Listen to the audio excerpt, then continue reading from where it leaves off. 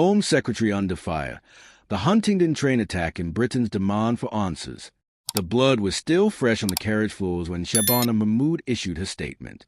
9 people fighting for their lives, families gathered in hospital corridors clutching onto hope, and Britain's Home Secretary's primary concern? Telling us all to pipe down and stop speculating. Welcome to UK Connors, where we don't shy away from the conversations that matter.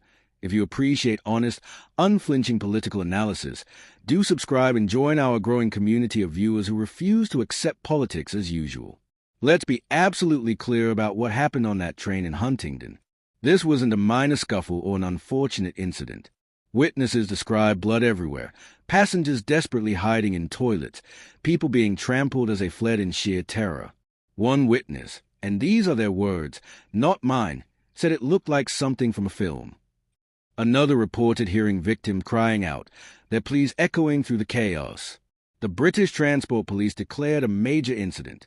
They even invoked Plato, the code word reserved for terrorist incidents, before mysteriously rescinding it. 2 arrests were made, with reports of at least 1 suspect being tasered. This was, by any reasonable assessment, a catastrophic failure of public safety on British soil. And what was Shabana Mahmood's response? Thoughts and prayers. The political equivalent of changing your profile picture and moving on. But more troublingly, she urged people to avoid comment and speculation at this early stage. Let that sink in for a moment. 9 people are in critical condition.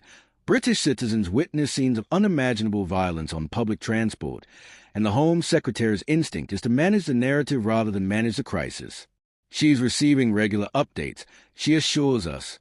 How comforting. Meanwhile, ordinary Britons are left wondering whether their morning commute might be their last, whether the tube journey to work could end in bloodshed, whether dropping their children at the station is an act of faith rather than routine. Reform UK's Layla Cunningham, the London councillor tipped to be the party's next mayoral candidate, didn't mince words. She accused Mahmood of wanting Brits to shut up and die. Strong language? Absolutely. But is it entirely unwarranted? Cunningham painted a devastating picture. Families in agony, a nation in mourning, and a government more concerned with controlling the conversation than controlling the streets. Her words cut through the usual political platitudes like a knife through butter. Where was the fury from our leaders? Where was the urgency? Where was the vow to catch those responsible and make our train safe again? Instead, we got a polite request for silence, a gentle reminder not to upset the apple cart with our inconvenient questions and perfectly reasonable fears. Cunningham's characterization was brutal but pointed. A train was turned into a war zone. What's next? We are now sitting ducks. It's the kind of rhetoric that establishment politicians love to dismiss as inflammatory or divisive. But here's the uncomfortable truth. Millions of Britons are thinking exactly the same thing. They are looking at their daily routines and wondering when, not if, violence might touch their lives. They are watching their government tiptoe around basic facts while they are expected to carry on as if nothing has changed, as if the social contract hasn't been torn to shreds along with the sense of safety we once took for granted. Nigel Farage weighed in with his characteristic directness, demanding answers and expressing what most people were feeling. We need to know who committed these attacks as soon as possible. It's not an unreasonable request. In fact, it's the bare minimum we should expect from authorities in a functioning democracy.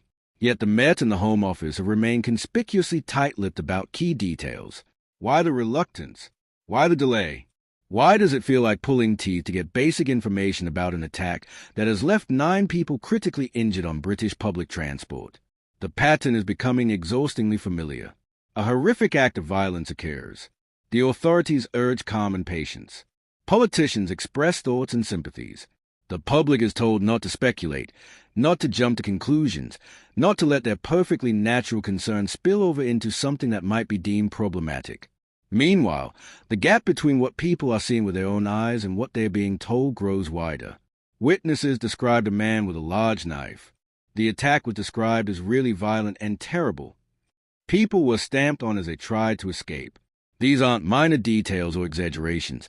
They are first-hand accounts from people who lived through something nightmarish. But here's where it gets interesting, and by interesting I mean deeply troubling.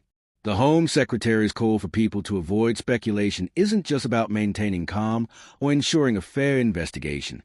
It's about control. It's about managing public perception and keeping the conversation within acceptable boundaries. The problem is that the British public isn't stupid. They can see the inconsistencies. They notice when certain details are released immediately and others are withheld indefinitely. They recognize when they are being managed rather than informed, when their concerns are being dismissed rather than addressed. Cunningham's assertion that Britain is desperate for leaders that feel our fury, our fears, and are ruthlessly focused on keeping us safe strikes at something fundamental. There's a disconnect between the political class and ordinary people that has grown into a chasm. The priorities don't align. The language doesn't resonate. The solutions don't match the scale of the problems. When leaders respond to violence with calls for silence rather than action, when they seem more worried about public reaction than public safety, trust evaporates. And once that trust is gone, it's extraordinarily difficult to rebuild. The rescinding of the Plato Declaration is particularly curious. This isn't a term that gets thrown around lightly. It's specifically reserved for terrorist incidents. For it to be invoked and then withdrawn suggests either a significant change in the understanding of what occurred or deliberate decision to reframe the narrative. Neither option is particularly reassuring. If the initial assessment was wrong, it raises questions about the competence of those making split-second judgments about threats to public safety. If the decision to rescind was based on something other than the facts of the case, well, that opens up a rather different and more troubling set of questions. What Reform UK is tapping into, and what establishment parties seem determined to ignore, is a profound sense of vulnerability and abandonment felt by millions of Britons. They don't feel protected. They don't feel heard. They don't feel like their concerns are taken seriously by those in power. When politicians respond to violence with bureaucratic caution and pleas for patience, it reinforces a perception that the system is broken, that those at the top are more interested in preserving the illusion of control than in actually exercising it.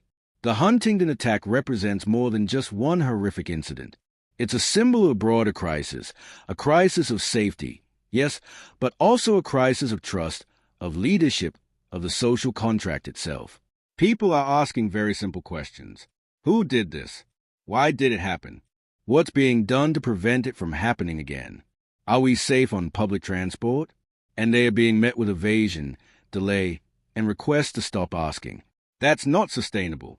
That's not governance. That's crisis management of the worst kind, the sort that prioritizes short-term damage control over long-term solutions.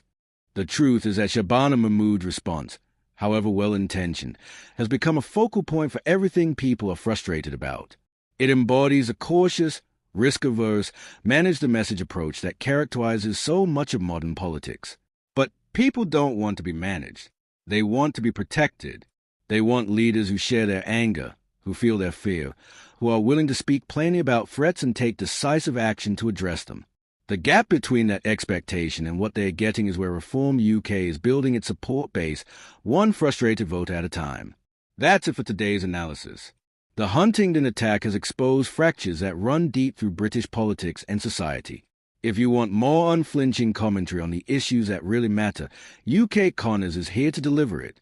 Until next time, stay informed, stay engaged, and whatever you do, don't stop asking questions.